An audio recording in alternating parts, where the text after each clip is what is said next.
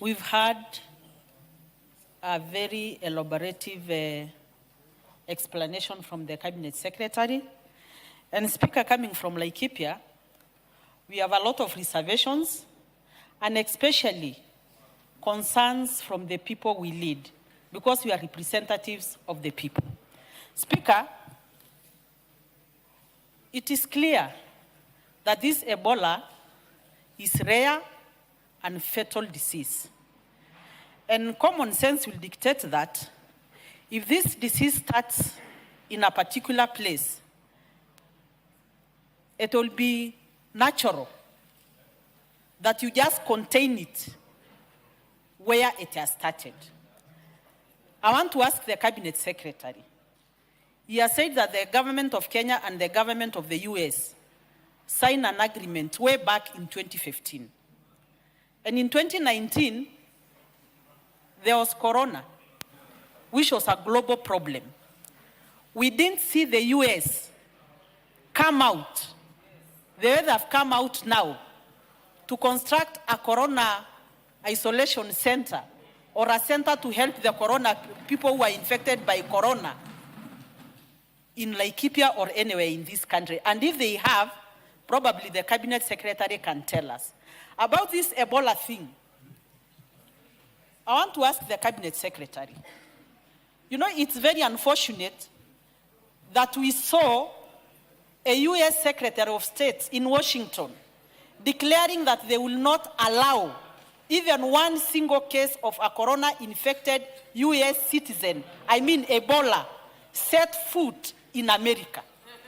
So if they're infected in Congo, they will not take them to treat them in America. They will not treat them in Congo. They will bring them to Laikipia.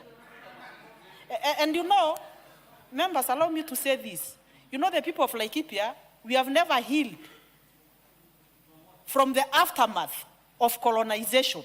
We still feel that even today we are still being colonized because half of our land went to the British colonizers and it later on went to their citizens, and we have never regained a single inch of the ranches they took from us. And now they want to bring Corona.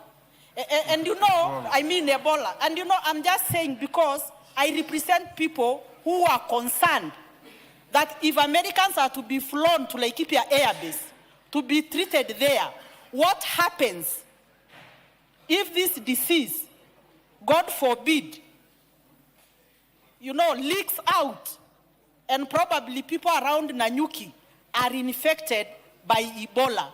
Will the American government take charge and treat the Kenyan citizens the way they would like to treat the American citizens?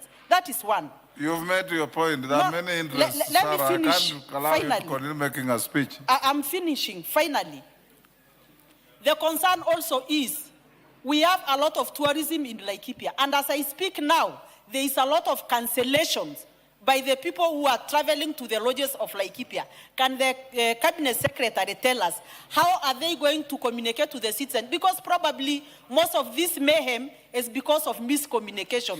Whose message is it that the citizens are getting miscommunicated by people who are not in authority to give that information to them? Why should the people who are in authority didn't give the correct information to the citizens of Kenya and the citizens of Laikipia?